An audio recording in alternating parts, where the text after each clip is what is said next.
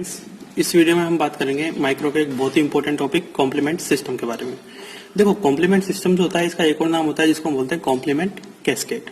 ठीक है, सबसे पहले हम बात करते हैं कि कॉम्प्लीमेंट सिस्टम है क्या। देखो, कॉम्प्लीमेंट सिस्टम जो होता है ये हमारे इम्यून सिस्टम का ही एक पार्ट होता है। ठीक है, जब कोई माइक्रोब्स हमारी बॉडी के अंदर एंटर करता है या कोई डैमेजिंग सेल होती है हमारी बॉडी के अंदर, तो ये क्या होता है कि जो कॉम्प्लीमेंट सिस्टम होता है, ये कॉम्प्लीमेंट सिस्टम हमारी जो एंटीबॉडी है और जो फेगोसाइटिक सेल्स होती है हमारी बॉडी के अंदर, उनकी जो एबिलिटी है उसको बढ़ाने का काम करता है। ठीक है, तो मैं यहाँ पे लिख देता हूँ कि कॉम्प्लीमेंट सिस्टम क्या है, कि it is a part of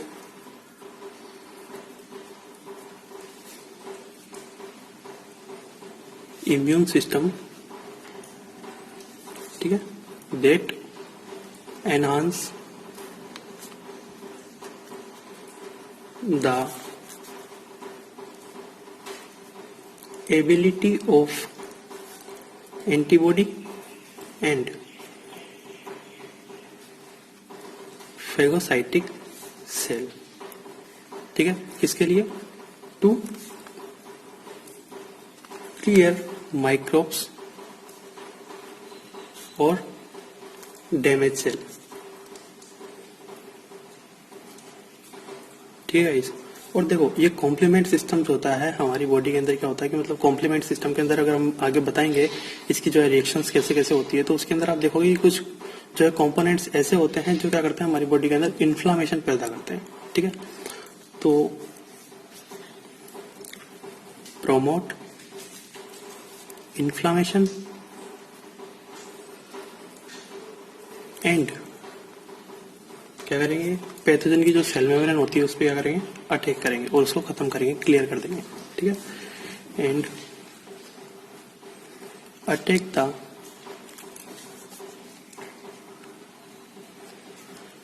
pathogens cell membrane. Clear guys, तो ये हमारी डेफिनेशन है कि कॉम्प्लीमेंट सिस्टम होता क्या। अब हम कॉम्प्लीमेंट सिस्टम की जनरल प्रॉपर्टीज के बारे में बात करेंगे। देखो, कॉम्प्लीमेंट सिस्टम जो होता है इसके अंदर कई सारे कंपोनेंट्स होते हैं और ये जो कंपोनेंट होते हैं ये क्या होते हैं, ये प्रोटीन ही होती है। ठीक है, तो ये जो है नॉन स्पेसिफिक प्रोटीन होती है। क्या होती है? Non specific protein. और ये जो नॉन स्पेसिफिक प्रोटीन होती है ये हमारी सीरम प्रोटीन का 5% पार्ट बनाती है। ठीक है, 5% पार्ट ऑफ सीरम प्रोटीन।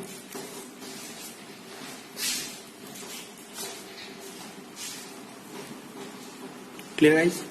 दूसरी बात, अब देखो जो कॉम्प्लीमेंट सिस्टम के जो कंपोनेंट्स होते हैं, मतलब ये जो प्रोटीन है नॉन स्पेसिफिक प्रोटीन, ये क्या होती है, ये हीट लेवाइल होती है। अगर मैं बात करूं तो ये 56 डिग्री टेम्परेचर पे अगर 30 मिनट तक के लिए रखें इनको, तो ये क्या हो जाती है, डिस्ट्रॉय हो जाती है, मतलब काम करना बंद कर देती है। ठीक है, दूसरी बात। तीसरी बात अगर मैं बात करूं तो ये जो कॉम्प्लीमेंट सिस्टम के जो कंपोनेंट्स होते हैं, ये कंपोनेंट मैंने क्या बताया था कि ये जो है एंटीबॉडी और फेगोसाइटिक सेल की क्या करती है, एबिलिटी को बढ़ाती है। तो एबिलिटी को कैसे बढ़ाती है कि ये जो होती है एंटीजन एंटीबॉडी कॉम्प्लेक्स जो होता है उसके साथ ही जुड़ता है कॉम्प्लीमेंट सिस्टम। ठीक है, और उसकी एबिलिटी को बढ़ाता है। बट अगर हम बात करें कि क्या ये फ्री एंटीजन और फ्री एंटीबॉडी से जुड़ सकता है, तो ये फ्री एंटीजन और फ्री एंटीबॉडी के साथ बाइंड नहीं हो सकता। क्लियर? तो does not bind, complement system does not bind to free antigen और एंटीबॉडी। Clear guys? फिर हम बात करें, अभी मैंने बताया कि ये एंटीजन एंटीबॉडी कॉम्प्लेक्स के साथ जुड़ता है। तो एंटीजन एंटीबॉडी कॉम्प्लेक्स जो होता है उसमें जो एंटीबॉडी वाला पार्ट होता है, उस एंटीबॉडी वाले पार्ट पर जो FAB रीजन है, मतलब एंटीजन बाइंडिंग जो रीजन है, उसके साथ तो एंटीजन जुड़ेगा। और फ्री पोर्शन कौन सा हुआ, FC पोर्शन। तो FC पोर्शन के साथ क्या होता है, ये कॉम्प्लीमेंट जुड़ते हैं। ठीक है, bind to FC portion of antibody. ठीक है, एंटीबॉडी कौन सी जगह, एंटीजन एंटीबॉडी कॉम्प्लेक्स में। Clear guys? अब मैं बात करूं कि इसमें जो एंटीजन एंटीबॉडी कॉम्प्लेक्स की अगर आप बात कर रहे हो कि एंटीबॉडी के साथ ये जुड़ रहा है, तो इसमें कौन कौन सी एंटीबॉडी पार्टिसिपेट करती है, ठीक है, ये चीज ध्यान रखना। अब मैं बताऊंगा इसके अंदर तो कौन कौन सी एंटीबॉडी पार्टिसिपेट करती है, तो आपको ध्यान रखना पड़ेगा कि आईजीएम एंटीबॉडी और एक होती है आईजीजी। आईजीजी के भी क्या होते हैं, 4 पार्ट होते हैं, पर 4 पार्ट के अंदर अगर हम बात करें तो इसमें जो IG1, IG2, IgG3, ये जो 4 एंटीबॉडी होती है, यही क्या होती है, कॉम्प्लीमेंट के साथ बाइंड हो सकती है। Clear guys? फिर हम बात करते हैं कि जो कॉम्प्लीमेंट सिस्टम होता है, इसमें हमने बताया कि स्पेसिफिक नॉन स्पेसिफिक प्रोटीन होती है। तो इसमें क्या होती है, जो कॉम्प्लीमेंट सिस्टम है, इसके अंदर 30 टाइप की जो है प्रोटीन या प्रोटीन फ्रेगमेंट पाए जाते हैं, ठीक है, जो कि केमिकली भी अलग होते हैं और इम्यूनोलॉजिकली भी क्या होते हैं, अलग अलग होते हैं। Clear guys? तो मैं बता देता हूं यहाँ पे कि complement system consist of over 30 protein और प्रोटीन फ्रेगमेंट,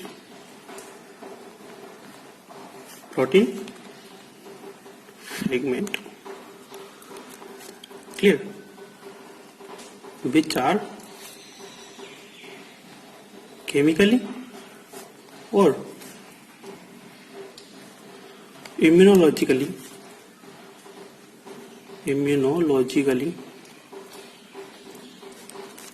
डिस्टिंक्ट, मतलब अलग अलग होते हैं, डिफरेंट होते हैं।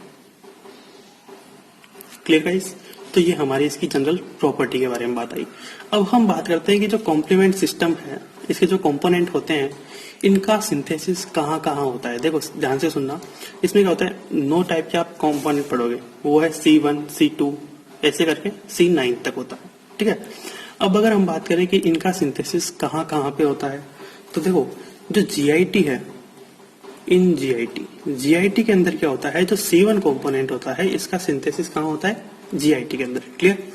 नेक्स्ट अगर मैं बात करूं कि जो मैक्रोफेज होती है, मैक्रोफेज में कौन कौन से कंपोनेंट का सिंथेसिस होता है, तो इन मैक्रोफेज C2 एंड C4 का सिंथेसिस होता है। और अगर हम बात करें कि स्प्लीन में किसका सिंथेसिस होता है, तो स्प्लीन में क्या होता है, C5 और C8 का सिंथेसिस होता है। और अगर मैं बात करूं कि लीवर में किसका सिंथेसिस होता है, तो लीवर के अंदर C3, C6 और C9, मतलब 3 का अंतर है, देखो 3, 6 और 9, ठीक है। तो इनका सिंथेसिस कहाँ होता है, लीवर के अंदर होता है। तो आपको ये चीज ध्यान रखनी है। Clear guys? अब एक चीज और ध्यान रखना, मैंने आपको अभी एक चीज बताई थी कि ये क्या करता है, इन्फ्लामेशन को प्रमोट करता है, ठीक है। मैंने बताया था कि कई सारे इसके अंदर ऐसे कंपोनेंट्स बनते हैं जब रिएक्शंस होती है, ठीक है। तो इसके अंदर कोई सारे कंपोनेंट्स ऐसे बनते हैं जो क्या करते हैं, इन्फ्लामेशन को प्रमोट करते हैं। तो वो कौन कौन से कंपोनेंट होते हैं, ठीक है। तो मैं यहाँ पे नोट करके लिख देता हूं कि ड्यूरिंग एक्यूट इन्फ्लामेशन, जब आप पैथोलॉजी के अंदर इन्फ्लामेशन पढ़ोगे तो वहां पे इसको डिटेल से पढ़ोगे कि कौन कौन से होते हैं। ड्यूरिंग एक्यूट इन्फ्लामेशन, ठीक है, कौन कौन से, C3, C4, C5 और C6, ये जो कंपोनेंट होते हैं, ये क्या होते हैं, ऑब्जर्व होते हैं इसके अंदर, ठीक है गाइस, इन्फ्लामेशन के टाइम पे। अब मैं इसके मेन टॉपिक की बात करता हूँ कि कॉम्प्लीमेंट सिस्टम के टाइप्स के बारे में, ठीक है। इसमें सबसे इंपॉर्टेंट टाइप है क्लासिकल कॉम्प्लीमेंट सिस्टम। देखो टाइप की अगर मैं बात करता हूँ तो कॉम्प्लीमेंट सिस्टम जो होता है वो 3 टाइप के होते हैं। Clear guys? पहला होता है क्लासिकल कॉम्प्लीमेंट सिस्टम, दूसरा होता है अल्टरनेटिव कॉम्प्लीमेंट सिस्टम, जिसको हम प्रोपर्डिन कॉम्प्लीमेंट सिस्टम भी बोलते हैं। अब देखो इसको अल्टरनेटिव नाम क्यों दिया, क्योंकि ये क्लासिकल कॉम्प्लीमेंट सिस्टम का ही क्या होता है, अल्टरनेट पाथवे होता है, ठीक है। और तीसरा होता है हमारे पास कौन सा, लेक्टिन कॉम्प्लीमेंट सिस्टम। तो सबसे पहले हम इसमें बात करते हैं कि जो क्लासिकल कॉम्प्लीमेंट सिस्टम होता है, इसको एक्टिवेट करने के लिए कौन कौन सी चीजें होती है, ठीक है। तो इसको एक्टिवेट करने के लिए देखो एक्टिवेटर कौन कौन होता है। पहला अगर मैं बात करता हूं इसका एक्टिवेटर, तो एंटीजन एंटीबॉडी कॉम्प्लेक्स जो होता है,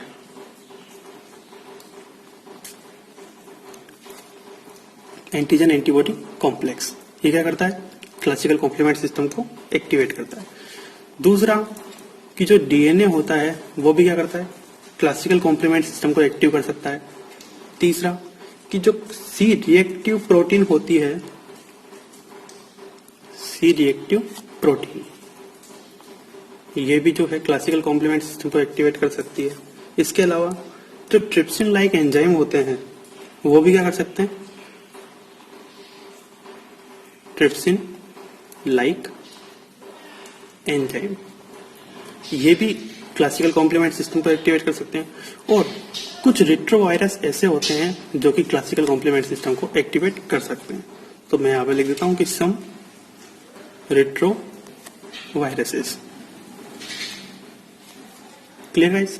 तो ये हमारे क्लासिकल कॉम्प्लीमेंट सिस्टम के एक्टिवेटर हो गए। अगर यहाँ पे इसके अलावा मैं बात करता हूँ कि अल्टरनेटिव जो कॉम्प्लीमेंट सिस्टम है इसको कौन कौन से एक्टिवेट कर सकते हैं, कौन कौन सी चीजें, तो सबसे पहले ध्यान रखना कि जो जाइमोजन होता है, जाइमोजन, ठीक है, एक पॉलीसेकेराइड होता है, तो ये इसको एक्टिवेट कर सकता है। कौन? जाइमोजन। Clear guys? दूसरी बात, एंडोटॉक्सिन भी क्या कर सकता है, इसको एक्टिवेट कर सकता है। आपको पता है ना कि बैक्टीरिया के अंदर से जो एंडोटॉक्सिन रिलीज होता है वो भी क्या कर सकता है, कॉम्प्लीमेंट सिस्टम को एक्टिवेट कर सकता है। इसके अलावा जो प्रोपर्डिन होता है, जैसे कि नाम से ये यहाँ पे कि प्रोपर्डिन कॉम्प्लीमेंट सिस्टम, तो प्रोपर्डिन क्या होता है, एक कंपोनेंट होता है, कंपाउंड होता है, वो भी क्या कर सकता है, इस कॉम्प्लीमेंट सिस्टम को एक्टिवेट कर सकता है। प्रोपर्डिन भी एक्टिवेट कर सकता है। इसके अलावा एक चीज होती है नेफ्राइटिक फैक्टर। क्या होता है? Nephritic factor. ठीक है, देखो नेफ्राइटिक फैक्टर क्या होता है कि अगर मान लो कोई ऐसा पेशेंट है जिसके अंदर क्या हो रहा है, ग्लोमेरुलोनेफ्राइटिक सिंड्रोम हो रहा है, तो उसके सीरम में क्या होती है, एक प्रोटीन प्रेजेंट होती है। ठीक है, वो होती है हमारे पास कौन सी, उसको हम बोलते हैं नेफ्राइटिक फैक्टर। ठीक है, तो ध्यान रखना इसकी बात, नेफ्राइटिक फैक्टर क्या होता है। और इसके अलावा मैं बात करूं सेकेंड लास्ट कि जो कोब्राविनम फैक्टर होता है, वो कोब्राविनम फैक्टर भी क्या कर सकता है, इस कॉम्प्लीमेंट सिस्टम को एक्टिवेट कर सकता है। कौन? कोब्राविनम फैक्टर।